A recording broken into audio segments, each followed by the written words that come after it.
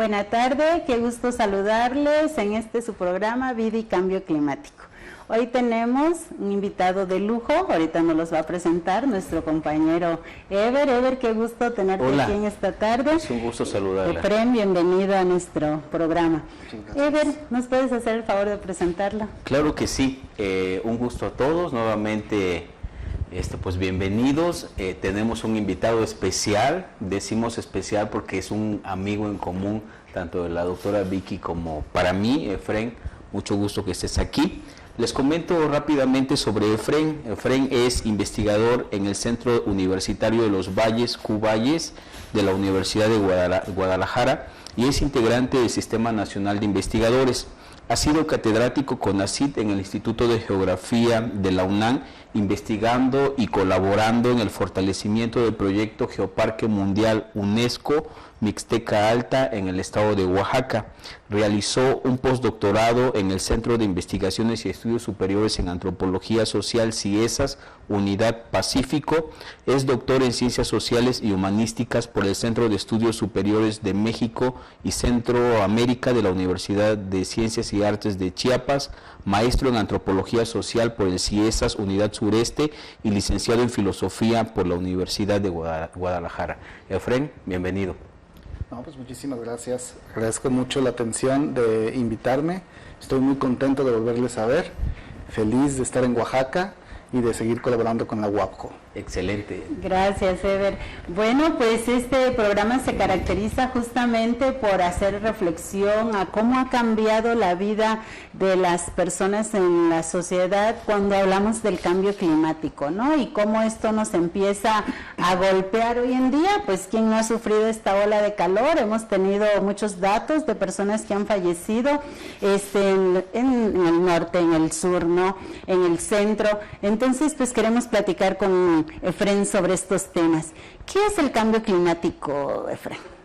Bien, mira, el cambio climático lo podríamos interpretar como una consecuencia natural, digamos, del proceso de reconfiguración de la Tierra, pero muy acelerado y muy avanzado a partir de ciertas prácticas humanas, ¿no? Creo que es una serie de circunstancias y consecuencias de un mal manejo que hemos tenido como sociedad global, una consecuencia de un manejo centrado en el desarrollo económico que ha llevado al deterioro contundente de los espacios naturales, que son los que regulan un poco el clima a nivel mundial. Ok, y si pensamos, por ejemplo, en experiencias situadas, ¿no?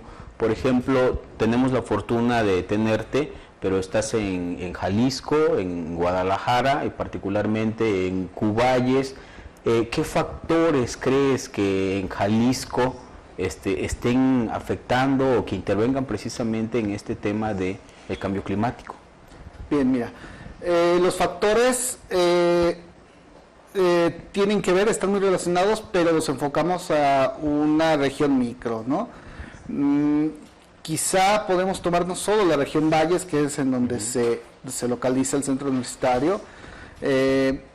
Corresponde a una situación que vive el estado completo, incluso yo diría la región occidente, y tiene que ver con un acelerado proceso de urbanización, ¿no?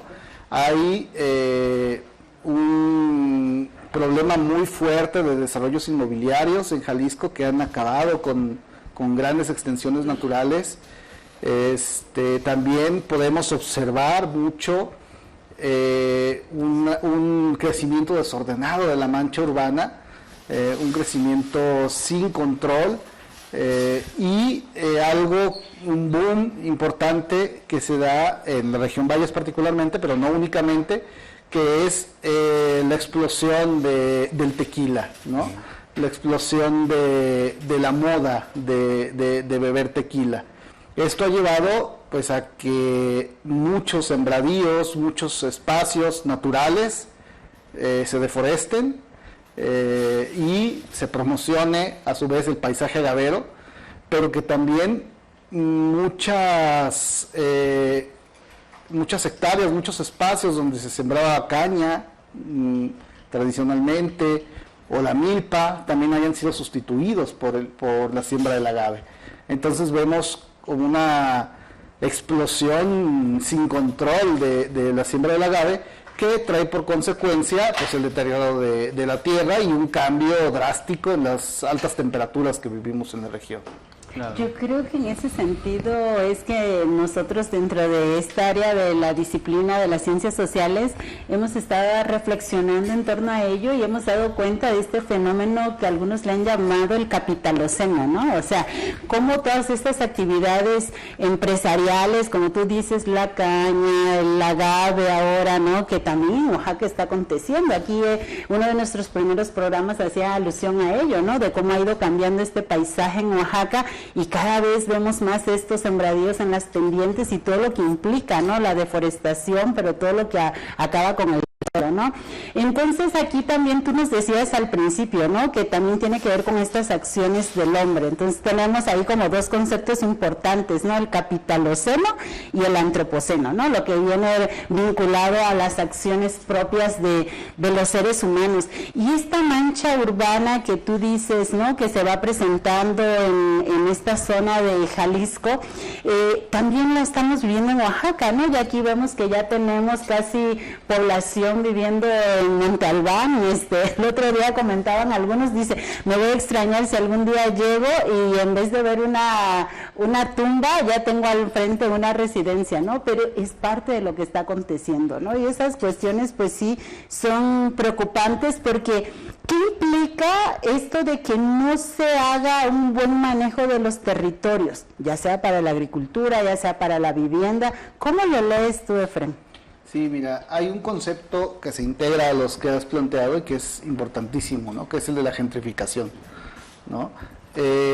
Los espacios rurales, antes dejados a su suerte, abandonados, sin ninguna atención, en las últimas décadas han sido visualizados como espacios de desarrollo económico a partir del despojo territorial, ¿no? Eso es importante mencionarlo y está aconteciendo, ¿no?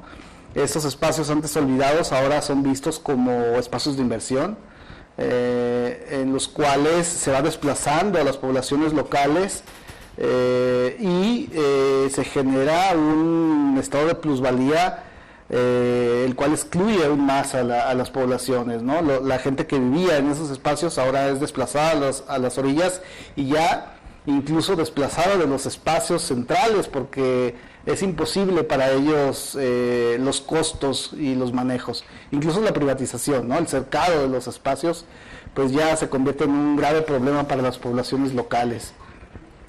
Fíjate que con esto que comentas, me pregunto, y creo que es válido preguntarlo, ¿no? Si es una cuestión irracional o si es una cuestión de necesidad. No solamente la idea de ocupar espacios para vivir que antes no se ocupaban, sino también la idea de ir insertando como sistemas de producción, nuevos sistemas de producción. Lo digo, por ejemplo, porque en Guadalajara hay vocaciones que no necesariamente son propias de cada región, ¿no? Pensemos, por ejemplo, la introducción del aguacate. En regiones donde antes no había aguacate se están introduciendo recientemente, y también el boom, me parece, por las berries, ¿no?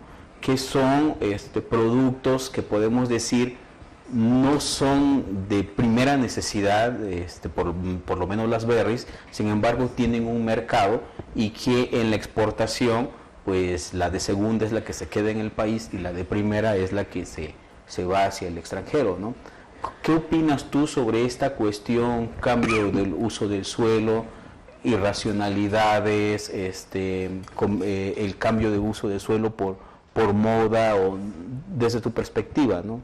Sí, acabas de mencionar otros dos factores que impactan, ¿no?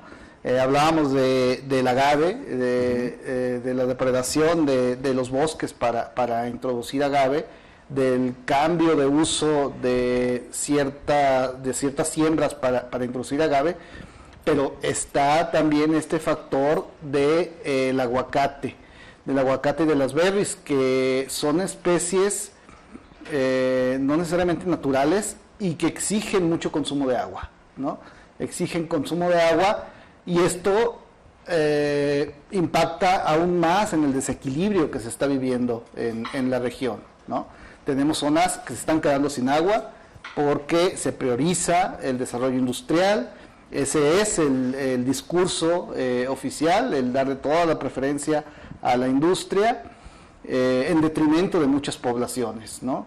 Ha habido ejemplos hace poco de tequileras que contaminan ríos y que las poblaciones pues están padeciendo una situación crítica en su bienestar, ya no digamos para su alimentación, está impactando en su salud, ¿no?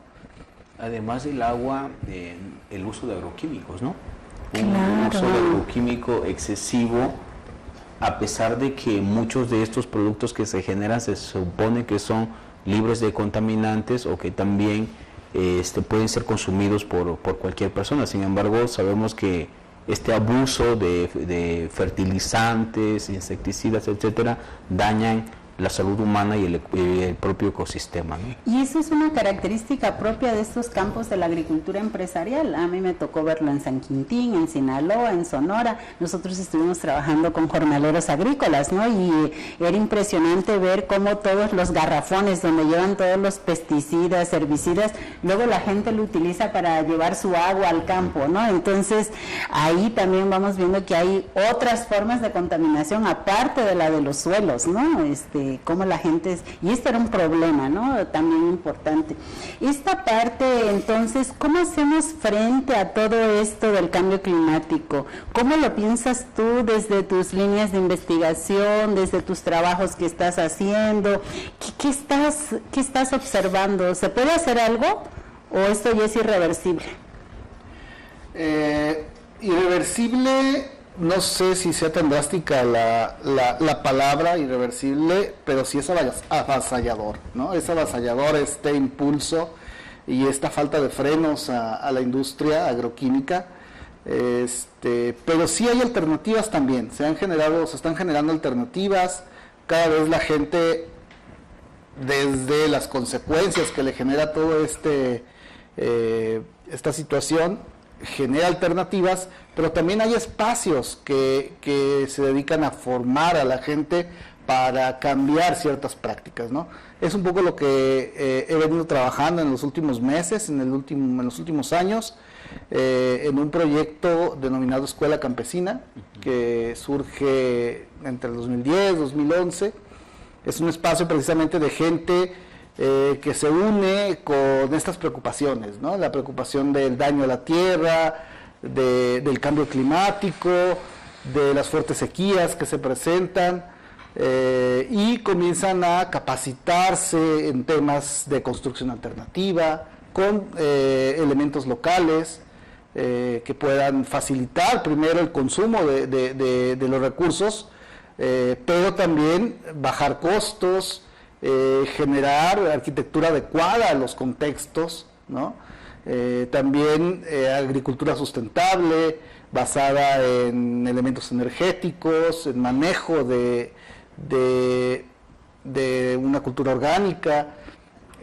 Tenemos también medicina alternativa, que tiene que ver con la recuperación de conocimientos ancestrales, de conocimientos naturales que están ahí, pero que están olvidados, están invisibilizados por esta cultura de consumo de las medicinas, de los alimentos, de cualquier elemento, ¿no?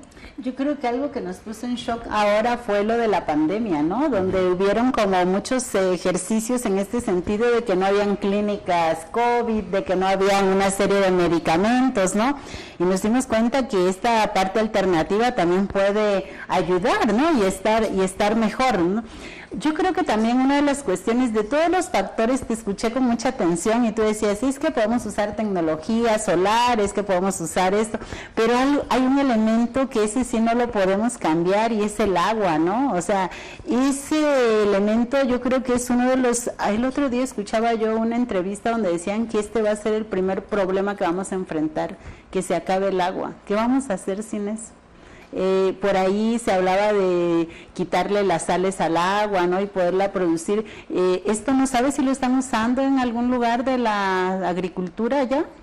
Bueno, la región Valles no se encuentra en una zona costera, por lo tanto no se hace uso de la desalinización del agua, y sí es un fuerte problema. En las comunidades hay ya esta restricción del agua, algunos días hay, algunos días no hay.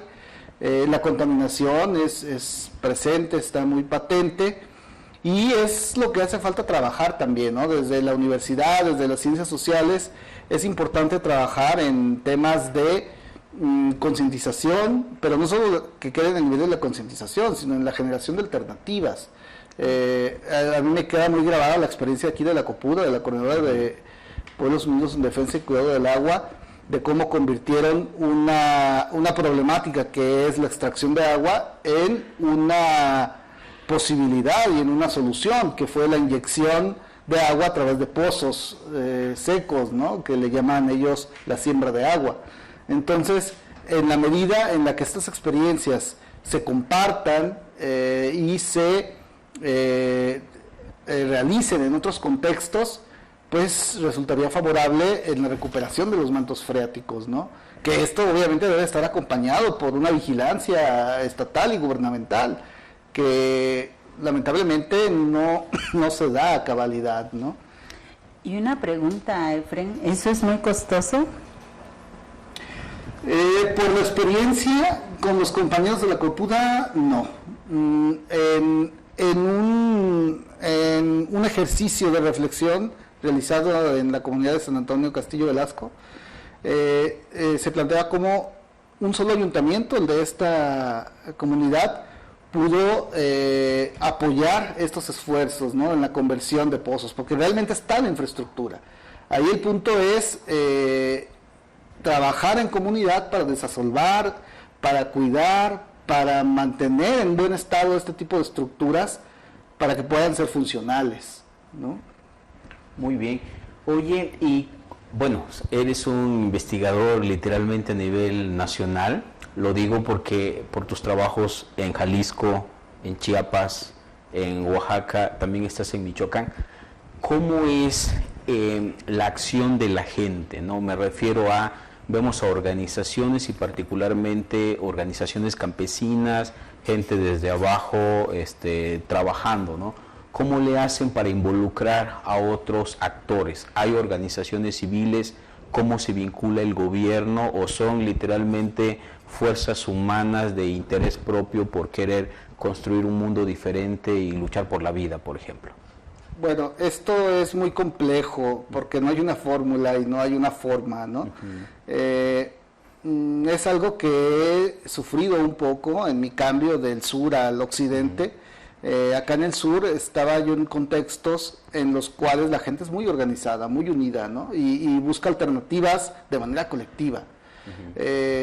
En el occidente hay mucho más individualismo, ha permeado más el individualismo, no hay tanta organización como se presenta en el sur.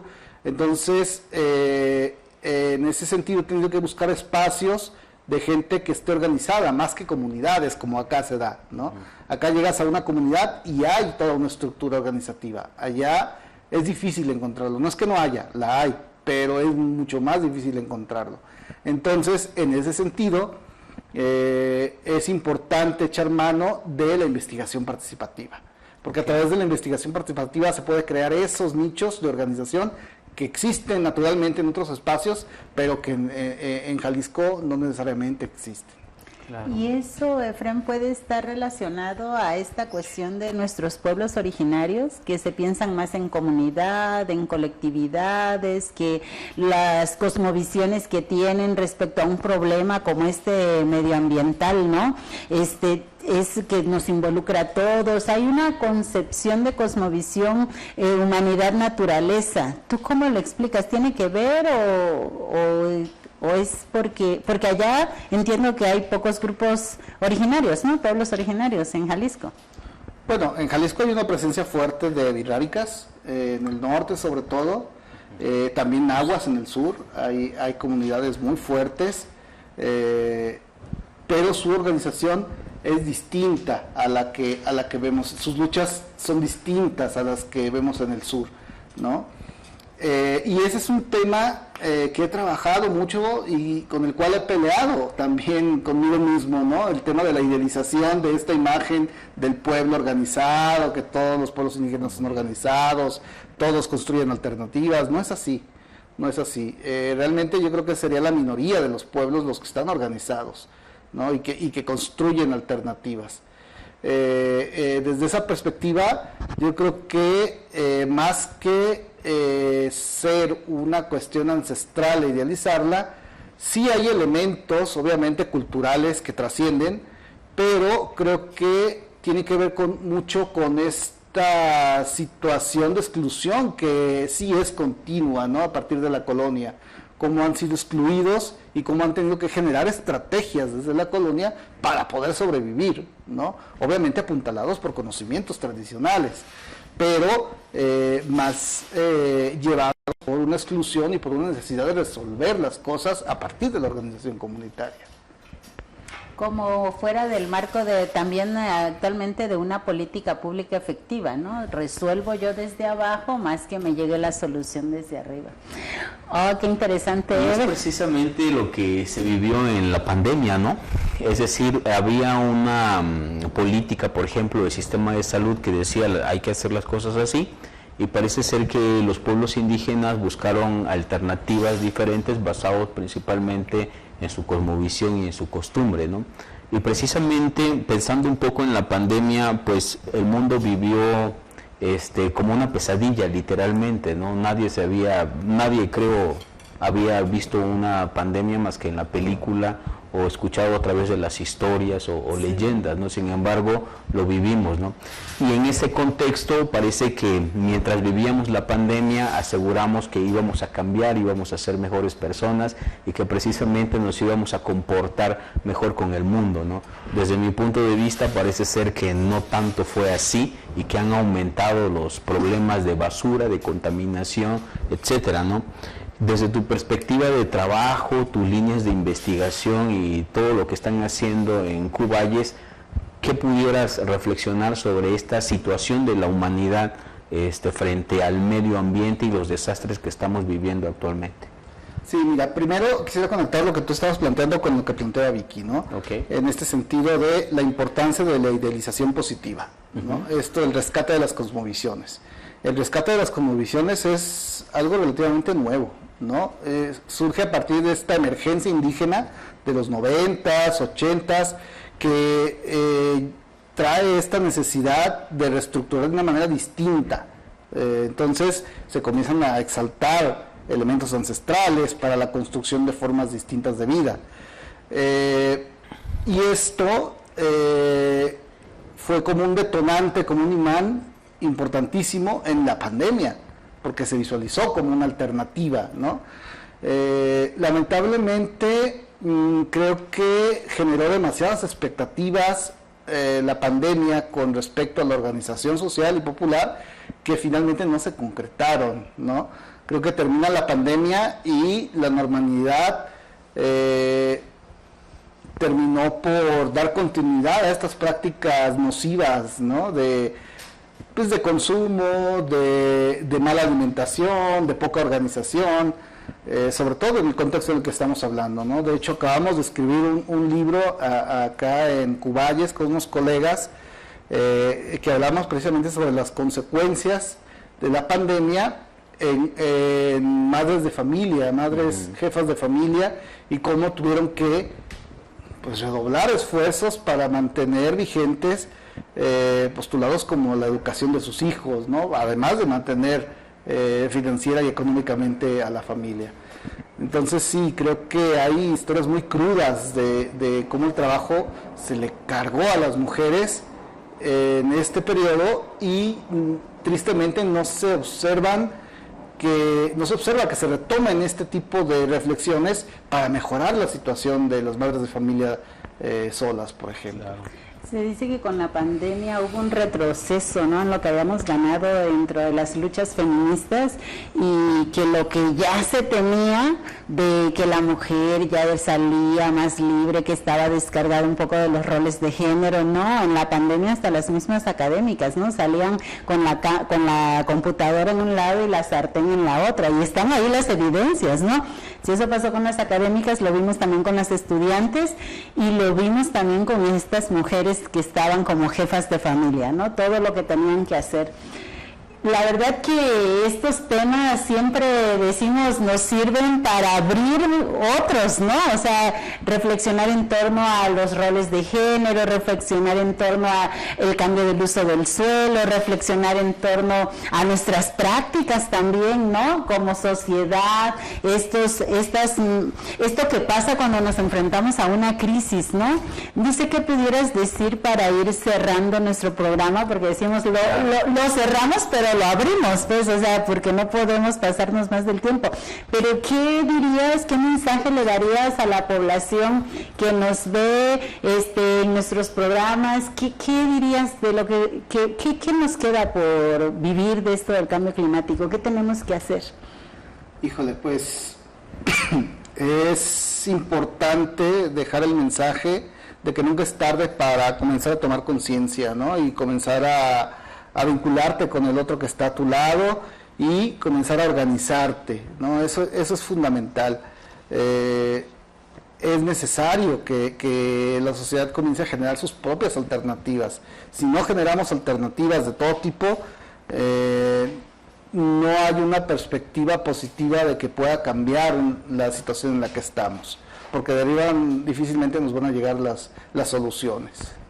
Muy bien, pues Efraín, como dice la doctora, solo nos da tiempo como para poner los temas sobre la mesa. Esperamos que en tus próximas visitas que estés por acá, invitarte para hablar de un tema específico. Creo que ya tocaste varias de ellas. Te agradecemos muchísimo tu atención y esperamos que no sea ni la primera ni la última vez que estés aquí. Muchas gracias. Y se me hace interesante esto de las escuelas campesinas, ¿no? Todo un tema. Hace rato estuve en una reunión con la Asociación de Sociología Rural y pues están colocando los nuevos temas de la agenda de la sociología rural y tú estás en escuelas campesinas, ¿no? Entonces creo que es un tema ahí muy vigente y muy propio después de lo que hemos vivido con la pandemia. Pues muchas gracias a ustedes que se tomaron el tiempo de seguirnos. Gracias por estar aquí y los invitamos y las invitamos a seguir viendo su programa Vida y Cambio Climático. Linda tarde.